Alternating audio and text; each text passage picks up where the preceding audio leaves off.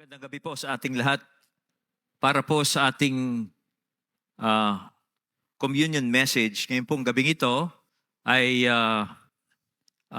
tutunghayan po natin ang huling chapter ng 2 Samuel sa pag-aaral natin sa buhay po ni King David. At ito na po ang pinaka-conclusion ng kanyang buhay. At tamang-tama ang topic natin.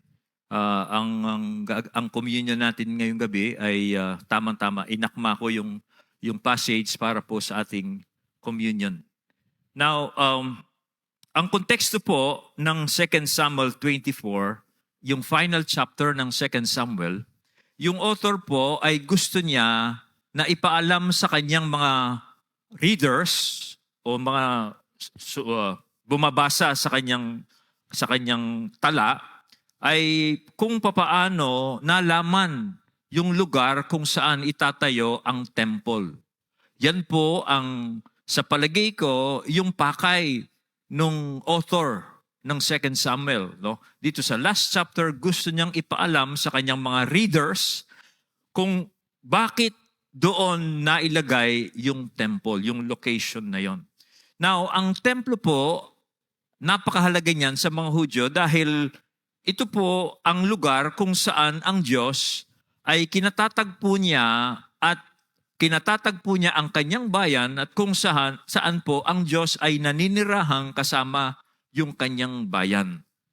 Pero para sa atin po, ang gusto nating tanungin ngayong gabing ito, bakit kailangan ng isang sacrifice? Kasi siyempre doon sa templo, yan po ang Diyan ay nag-o-offer ng sacrifice. At dyan din po naninirahan ng Diyos para pangunahan niya, pagharian niya ang kanyang bayan. At dyan din po, ang utos ay dun sila magsasacrifice, magbibigay ng handog nila. Pero sa atin, ang gusto kong sagutin natin yung tanong, bakit kailangan ng sacrifice? Okay, now, para po i-clarify yung kasagutan sa tanong na yan, ay ito pong 2 Samuel 24 ay mayroong 3 sections. No? At yan po ay titingnan natin yung 3 sections. Yung unang section po niyan ay yung David's sin, yung kasalanan po ni David. Pangalawa, yung judgment po ng Diyos. Yung pangalawang section, yung judgment po ng Diyos dahil sa kasalanan ni David. And then yung pong pangatlong section ay yung provision po ng Diyos sa kasalanan ni David. Now, una po, why there should be a sacrifice? Bakit po kailangang mayroong sacrifice? Una, because of the sin of pride. Okay? At yan po ang kasalanan ni David. Sin of pride. At yan po ay ginawa niya dito sa chapter 24 nang siya po ay nag-utos na magkaroon ng census para bilangin yung mga fighting men ng Israel. At yun po ang dahilan kung bakit merong sacrifice. Paliliwanag, ayaw magiging maliwanag po sa atin ngayong gabing ito. Now, bakit po yung pag-utos ni David na bilangin yung mga fighting men of Israel was a sin of pride? Okay? Now, dito po makita natin kasi yung kagustuhan niyang bilangin yung tropa ng Israel ay galing lamang po sa kanyang sariling pagnanais. Hindi po ito utos ng Diyos. Kung aware po kayo, doon po sa Book of Numbers, sa aklat ng mga bilang, ang Diyos po nag-utos siya kay Moses na bilangin ni Moses ang mga fighting men ng Israel to prepare them to conquer the promised land. Iniutos po mismo ng Diyos yon kay Moses na bilangin yung mga kalalakihan 20 years up hanggang 60 to count the fighting men because they were preparing to conquer Canaan, the promised land. Pero ito pong utos ni David na yun, hindi utos ng Diyos yun. Iyon po ay sarili niyang pagnanais o utos. Kanya doon makita mo si David out of pride ay gusto niyang malaman yung fighting men ng Israel. Now, tatlo pong bagay about the sin of pride. Three things that we can see from this incident about the sin of pride. Una, it is a temptation of Satan. The sin of pride is a temptation of the devil. Now, sa verse 1 po, makikita natin that the Lord Himself incited David to count the fighting men. Pero kung titingnan natin yung sa First Chronicles, na ang First Chronicles, pinagkuhanan din po niya yung Second Samuel, mababasa po natin that Satan incited David. So, doon sa Samuel, sinasabi ng author that God Himself incited David. Pero yung interpretation ng chronicler ay Satan incited David. Now, dito po, makita natin, si Satan po, lagi po niyang gustong i-entice at i-entrap ang kanyang biktima. Okay? Kundi lamang po sa pagre-restrain ng Diyos sa kanyang malicious intent, si Satan po, lagi niyang gustong i-entice at i-entrap ang kanyang biktima. Now, the sin of pride is very harmful. Alam niyo kung bakit? Kung bakit ang sin of pride is deadly and is harmful? Well, because the sin of pride will draw away a person from God. Yan po ang dahilan kung bakit very deadly ang sin of pride. Inaalis po ng sin of pride ang isang tao sa kanyang pagdidepende, sa kanyang pagtatrust sa Diyos, at siya ay magtatrust sa kanyang sarili na. That is the sin of pride. That's why it is deadly, and Satan tempts a person so that that person will withdraw his trust and dependence on God and will begin to trust in himself, and that where begins the trouble. Okay? Kanya po, makita nyo, ito pong temptation na ito ay kaparehas ng temptation ng serpent doon sa garden kay Adam and Eve. Maalala niyo yun? It was a temptation of pride so that Adam and Eve will not depend on God, rather they will defend themselves. And that will begin the trouble. Babasahin ko po sa inyo yung account sa Genesis. The serpent said to the woman, "You certainly will not die. For God knows that on that day you eat from it, your eyes will be opened, and you will become like God, knowing good and evil." When the woman saw that the tree was good for food, and that it was a delight to the eyes, and that the tree was desirable to make one wise, she took some of its fruit and ate. Now, pansin niyo yung temptation. The temptation is for them to have pride on themselves. Kainin niyan kasi pag kinain niyan, your eyes will be open. You will become like God. You will be God to yourself. You don't need God anymore. You can decide for yourself. You don't need to depend on God. Kaya yun ang temptation. The pride. Okay? The pride, kaya yung temptation ay yung sabi ng Bible sa account, when Eve saw the fruit, it was desirable to make one wise. Okay? So yun po. Kanya po deadly yan. Kasi inaalis ka sa magtiwala ka sa Diyos at magtitiwala ka sa iyong sarili, hindi na sa Diyos. It is deadly. Kaya po sa Proverbs 16:18, ito ang warning. Pride goes before destruction. Una muna yung pride, papasok sa puso ng isang tao, pag nakapasok na po ang pride, ang kasunod na niyan is destruction. At sabi pa dyan, a haughty spirit before stumbling.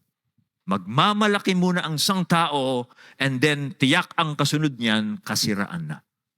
Dahil hindi na siya magtitiwala sa Diyos, magtitiwala na lang siya sa kanyang sarili, okay, at yun na po ang simula ng problema. Simula na ng pagbagsak, akala ng tao kaya na niya sa kanyang sarili na hindi na niya kailangan ng Diyos. That is pride. So yun po ang una, it is a temptation of Satan. Pangalawa, it comes when God blesses a person. When does pride comes? Alam mo ninyo, adversity humbles a person. But success makes him proud. Yung pong paghihirap, hindi ka magiging proud yan. In fact, ang tao, habang siya nahihirapan, nahahumble siya. Kanya po, ang taong nahihirapan, hindi yan proud. Very humble yan. Particularly sa Diyos. Very humble siya sa Diyos. Pero kailan po papasok ang pride sa kanya? Kailan sa batitempt? When God begins to give him success. Diyan po yan. Now, dito po makita natin na pag ang tao nagkaroon ng pride, he will admire himself. No? Mabibilib siya sa kanyang sarili at ina-attribute niya yung kanyang success sa kanyang sarili. Hindi sa Diyos. Okay? Na tumulong at nag-bless sa kanya. Now, saan ko po nako yan? Dito po sa talata. Dito po sa chapter na ito, kung mapapansin natin, si David po ay nasa height ng kanyang kingship. Okay? Kung saan, binigyan po siya ng success ng Diyos. Si David po, nandun siya sa height ng kanyang kingship nang matempt siya to count the fighting men of Israel. In fact, kung titingnan po ninyo, yung mga unang chapters yan, yung chapter 22, halimbawa ng 2 Samuel, nandun yung David's Song of Deliverance. Napakahabang chapter niyan. And buong chapter po, nandun yung Song of Deliverance ni David dahil ang Diyos po, binigyan siya ng victories. Okay? Laban sa lahat ng kanyang mga kaaway. At yung chapter 22 na yon ay nakalista doon yung mga valiant men ni David, yung nagbigay ng success sa kanya. So, dito makita natin, David was really successful now dito. Nasa height na kanyang kingship. At doon siya na-tempt. Doon siya tinempt ni Satan to become proud. Okay? Now, kaya makita natin yung application po dito is very clear. Let us be careful when God gives us success. It's not when you are suffering and when you are in adversity and you have many problems that you will be tempted to become proud. In fact, that situation will humble us.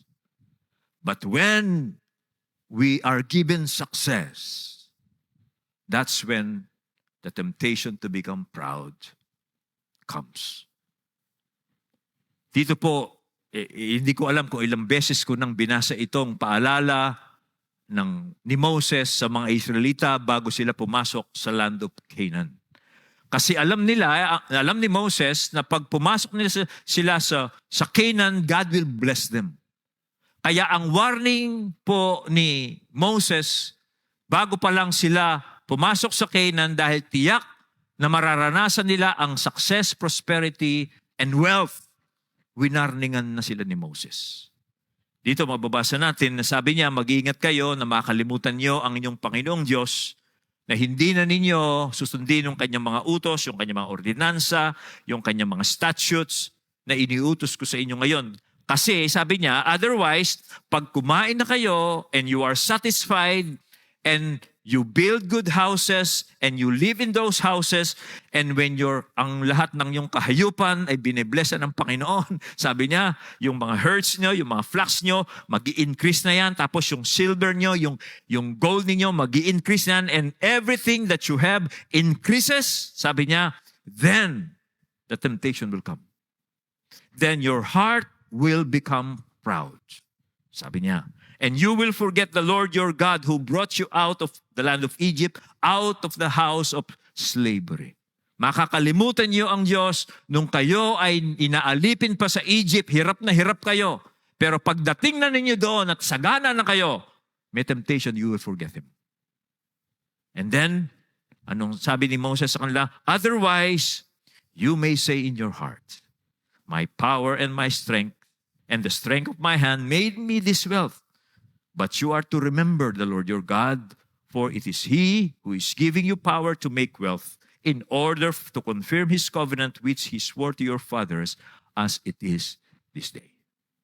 Mga kapatid, hirap na hirap ka ba ngayon? Humble ka, no?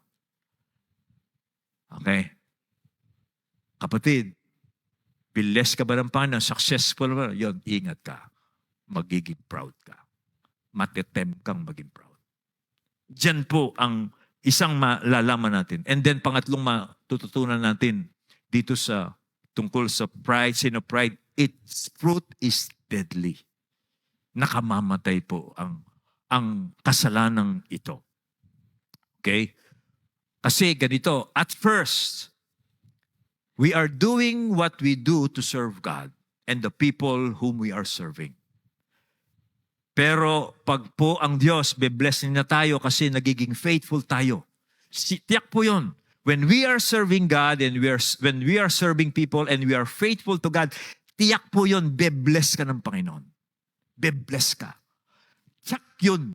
Sigurado yun. Ibe-bless ka ng Panginoon. Okay? At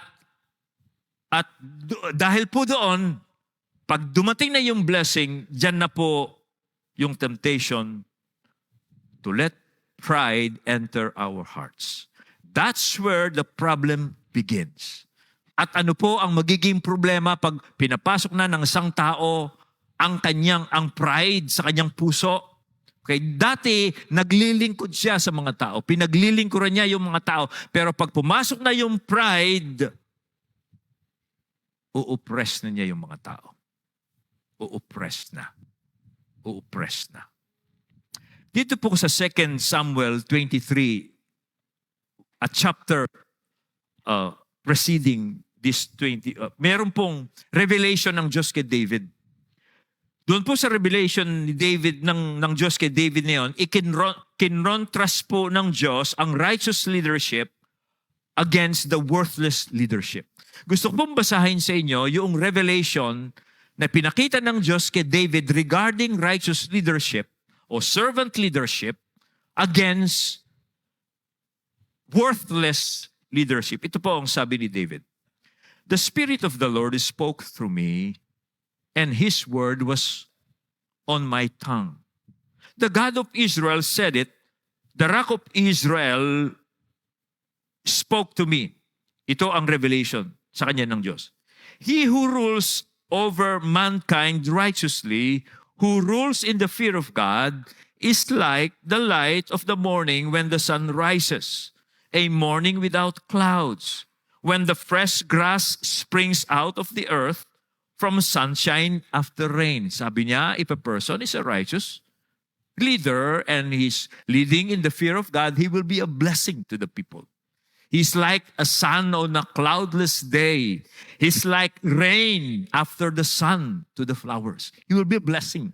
Sabi niya. Tapos sabi pa ni David, is my house not indeed so with God? Hindi ba ganyan ang leadership ko? Sabi po ni David sa Diyos, for He has made an everlasting covenant with me, properly ordered in all things and secured. For will He not indeed make all my salvation and all my delight grow? And then, sabi niya sa verse 6, but kung righteous leadership is a blessing to the people, but, sabi niya, the worthless, every one of them are like scattered thorns, because they cannot be taken in hand. Instead, the man who touches them must be armed with iron and the shaft of a spear, and they will be completely burned with fire in their place.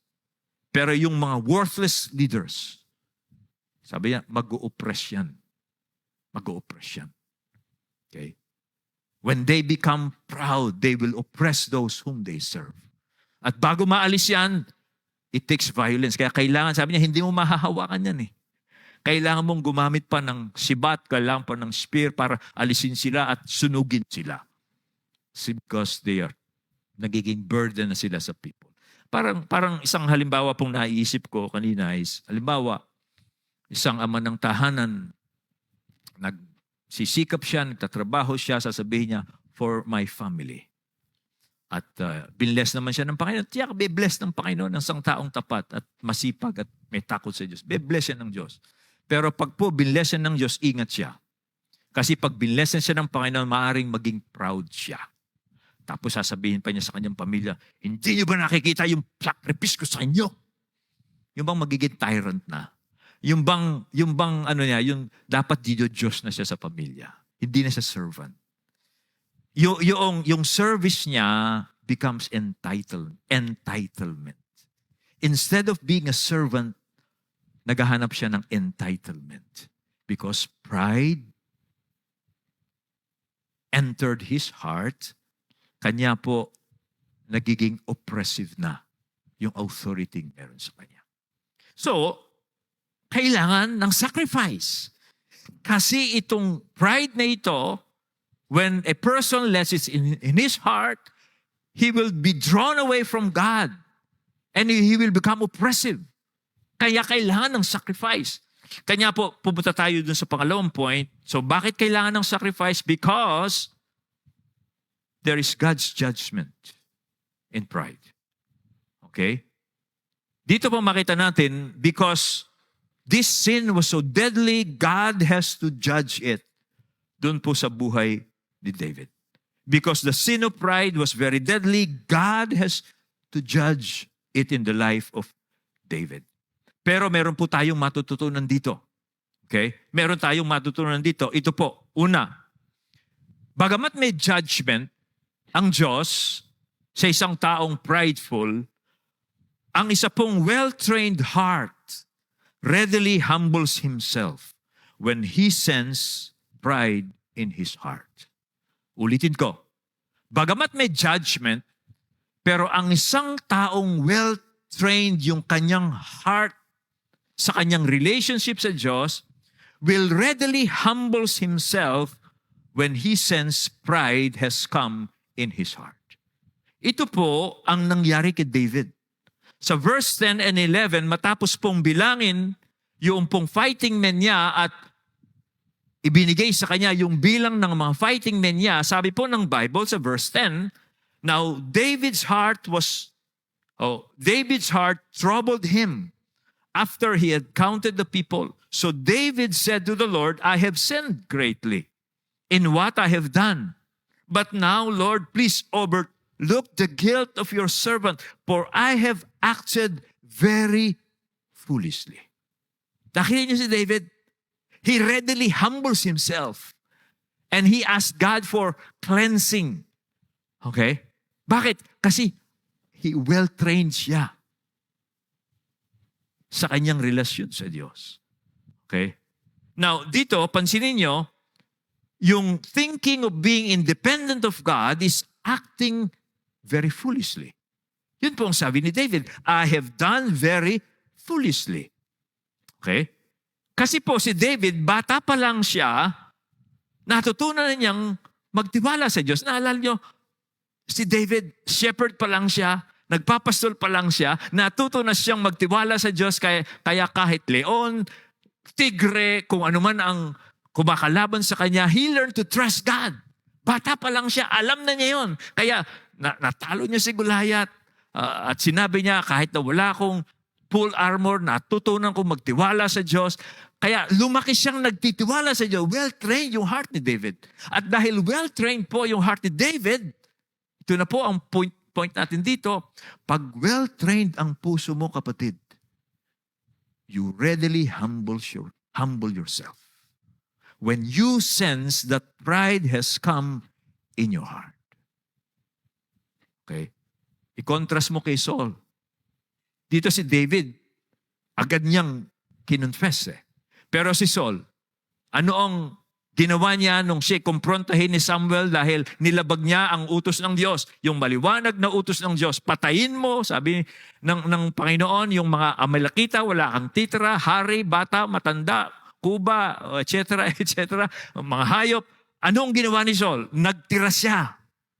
At nung kukumprontahin siya ni Samuel, he was rationalizing his disobedience. He did not humble himself before God because he did not learn humility. Pero si David po, ito. Okay? Alam mo ba niyo kung sino yung mature person? A mature person will readily confess the sin of pride. Isang mature person. Okay? Doon mo makikita ang isang mature person. He will readily confess the sin of pride. He will not rationalize. He will readily admit. Now, Pastor, hindi pa ako mature. Pero siyempre, magmamature ka eh. Ito yung attitude ng mature na tao. Nagko-confess. Pangalawa, though there is judgment, a well-trained heart chooses to fall into the hand of God because he is acquainted with the greatness of God's mercy. Yan po ang isang makikita natin kay David. Okay? Si David po, binigyan ng 3 choices because of God's judgment. Binigyan po siya ng 3 pagpipilian ng Diyos as punishment. At si David po, pinili niya yung pinakahuli. Okay? Anong pinili ni David? Okay? Sabi niya, I want to fall in the hands of God rather than fall in the hands of men. Okay? Pinapili po ng Diyos si David through Prophet God. Sabi ni Prophet God, because your sin is so great, God sent me to present to you 3 choices of punishment. Choose one so that I could tell God who sent me which you choose. So yung unang choice, ito. Shall 7 years of famine come to you in your land? Yung choice yan. That is falling into the hands of men. 7 years of famine. Isang choice yan. Kasi, yan, falling into the hands of men. Kasi, pag nagkaroon ng famine, magsasamantala yung mga traders. Okay? Sa scarcity ng food, kaya si David, na ilalagay niya yung kalagayan ng Israel sa kamay ng tao. Kaya, yun ang isang choice. The second choice is, or will you flee for 3 months before your enemies while they pursue you? 3 months ka bang matatalo ng mga kaaway mo? Okay, that is again falling in the hands of men. Kasi war would place Israel at the mercy of its enemies. That's the second choice. Pero yung third choice, or sabi niya, shall there be 3 days of plague in the land? 3 araw bang magkakaroon ng peste, plague, sa buong Israel? Dito makita natin, sa pestilence, ito po ay some form of plague which is sudden and mysterious. Pag ito'y umatake, at dahil yung medical knowledge noon is very scarce, this would be a punishment directly from God. Kaya naintindihan ni David yon. That this plague will come directly from the hand of God. Kaya, anong choice ni David? Sabi po sa verse, I am in great distress. Let us fall into the hand of the Lord, for His mercy is great. But let me not fall into the hand of man. Okay? Dito po makita ninyo, ang isang mature choice is to entrust yourself into the hand of God. If you are confused about your life and you have choices in life, you have choices to put your life into the hands of people, or you have a choice to put your life into the hand of God, choose the second. Place your lot into the hand of God. Why? Because His mercy is great. Mahabagin po ang Diyos. When you're confused, you don't know what to do and you have choices, the mature choice is to entrust your lot into the hands of God because His mercy is great. At si David po, makita natin sa kwentong ito, was right sa kanyang choice. Bakit? Kasi God stopped the angel who was destroying the people, Israel, when he came sa Jerusalem. Nung nandun na po yung angel sa Jerusalem, God says, stop. Hindi niya tinuloy. Nahabag ang Diyos. Kaya tama si David sa kanyang choice. Okay? So dito po makita natin how a mature person is advantageous when he is in trouble. Diyan mo makikita yung mature eh. Diyan mo makikita yung sanay, kilala ang Diyos. Kasi sanay siyang nagtitiwala sa Diyos. So pag siya ay nasa mahigpit na kalagayan, alam niya kung kanino niya ipagtitiwala ang kanyang sarili. Kung kilala niya ang Diyos, kung naranasan niya ang Diyos, kung alam niya ang mercy ng Diyos, he will place his lot in the hands of God. But, bagamat there is forgiveness, may judgment, at meron ding mercy, there should be a sacrifice. Okay? Yan po ang gusto nating sagutin eh. Why should there be a sacrifice? Review, because of the sin of pride. The sin of pride will take us away from God. Pangalawa, because the sin of pride is deadly, it will be judged, but God is ready to give mercy. For the person who readily admits and a person who will take his life and put it in God's hand, there is mercy. But for that to happen, there should be a sacrifice. At yan po yung pangatlong tinuturo dun po sa third section. Sa third section po, kailangan po ng sacrifice so that the sin of pride can be defeated. Now, dito makita natin, God provided a way for David's sin. Inutusan po ng angel, si God pala, si Prophet God, si David, na mag-build siya ng altar doon sa threshing floor ni Arauna. Sino si Arauna? Si Arauna po, doon po nagpakita yung anghel kay David nang sabihin po ng Diyos, anghel, stop. Itigil mo na ang destruction mo sa Israel. Bagamat merong 70,000 fighting men na namatay. Okay? Yun po ang lugar ni Arauna. At inutusan po ni Prophet God si David na mag-build ng altar doon at mag-offer ng burnt offering and peace offerings doon po sa lugar ni Arauna.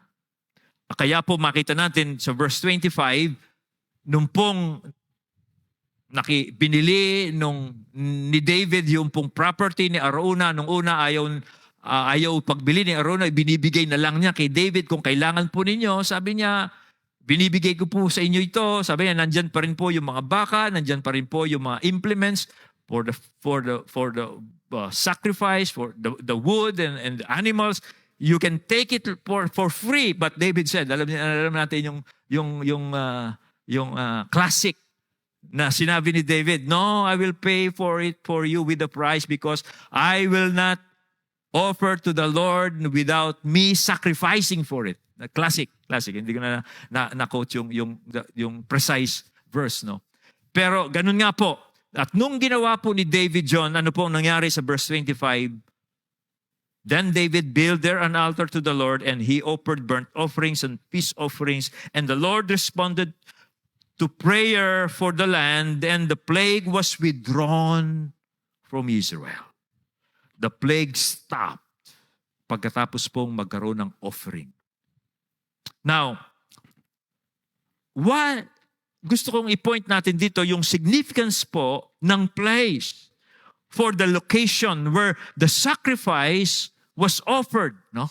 Ano yung significance nun? Meron pong napakagandang significance doon. kung makikita po ninyo, yung po location na yon was the location for the future temple. For the future temple na ibibuild ni Solomon. Okay? Again, yung purpose po ng author, why he wrote 2 Samuel 24, yung author po gusto niyang alam sa mga readers niya kung paano nalaman na doon ibibuild yung temple. Doon mismo. Okay? Ito po ang sabi ng Chronicles, 2 Chronicles 3:1. Then Solomon began to build the house of the Lord in Jerusalem, on Mount Moriah, where the Lord had appeared to his father David at the place that David had prepared on the threshing floor of Ornan the Jebusite. Ornan was Arauna. Doon po binild mismo ni Solomon yung temple, kung saan nagpakita yung anghel at nagsabi ang Diyos anghel, stop the judgment. Okay? Now, there are two important events connected po doon sa location ng temple. I don't know if you are aware of this. Two important events connected with the location of the temple. Una, yung pong sinabi ko sa inyo, yung threshing floor ni Ornan or Arauna is the place where the temple was built, and doon din po sa lugar na yun na sinabi ng Diyos, stop the punishment. Okay? I don't know if you are aware of this. Again, nandun, yung Mount Moriah. Alam niyo bang yung Mount Moriah ay doon din sinacrifice o inoffer ni Abraham si Isaac? Aware ba kayo doon? And that's where God, through the angel, stopped Abraham. In-stop din ng Diyos through the angel si Abraham in harming Isaac. Okay? Ganon din po ang nangyari. Okay? Babasahin ko po sa inyo. Genesis. Now it came about after these things that God tested Abraham and said to him, Abraham, and he said, here I am. Then he said, take now your son, your only son, whom you love, Isaac, and go where? To the land of Moriah, and offer him there as a burnt offering on one of the mountains of which I will tell you. Now, tanong ko, coincidence ba yan? No. No. At nung pong papatayin na ni Abraham, hindi pa pala papatayin. Okay, hindi pa. Papunta pa lang sila sa bundok. Hindi ba, nung papunta sila sa bundok, sabi po ni Isaac kay Abraham, Father, here is the wood, here is the fire, but where is the sacrifice? Habang paakyat sila sa bundok. Ano sabi ni Abraham? God will Himself provide the lamb. Pero po nung papatay na niya, God said, stop. And then, lumingon si Abraham. Anong nakita niya? A ram. Not a lamb. It's a ram. Now, ano po ang point natin dito? Ang point is this. Doon sa lugar ni Arauna, God said to the angel, stop. And then, noong i-offer na ni Abraham si Isaac, God said, stop. Pero, at the Mount Calvary, God said, don't stop. Kay Christ, nung siya po ay nasa krus, I don't know kung nasa Mount Moriah, I don't know, maybe I need to know that. God said, I'm offering my son. I'm offering my son. Now, why? Because of the sin of pride. Because the sin of pride. Anong sin of pride? You and I are tempted to draw away from God to be God to ourselves, to serve our own interests, not God. We will live according to what we do, we want, and then yun na magsisimula yung problema natin. We will become enslaved to ourselves. We will become slave to our lusts. We will become slave to the devil, whom we will be empowering because he will tempt us to do things that will destroy us. Pero ang Diyos, because this sin is so deadly, gave us His Son so that we can defeat sin, lalo na yung pride in us. Alam mo ninyo ang sabi ng Bible, to teach us to really surrender to God and to serve Him, not our own purposes. Ito po ang sabi ng Panginoon. For the Son of Man came not to serve, but to serve and to give His life a ransom for many.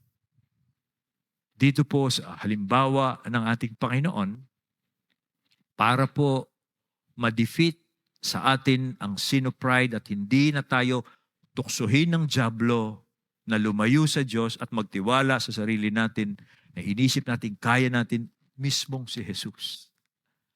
Nung siya po'y nanaog dito sa lupa, nang magkatawang tao siya, sinabi niya, dumating siya na to serve Himself, but to serve God and to serve us. Okay? And to give His life a ransom for many. Para pag nakita natin si Jesus, mahihiya tayong mag-isip na maging proud and to live for ourselves and not for God. Kasi that is deadly. Kanya po, itong communion natin ito is a reminder to humble ourselves before God and to serve God sa Kanyang mga layunin. No? At yan nawa ang makuha natin dito. Dito po sa kwento po, last chapter. Bakit kailangan ng sacrifice? Because the sin of pride is deadly. Para po hanguin tayo dyan, it takes the sacrifice of Jesus' body to kill sin in us so that we will become humble, serving God and serving others. Okay? Sige po tayo manalangin.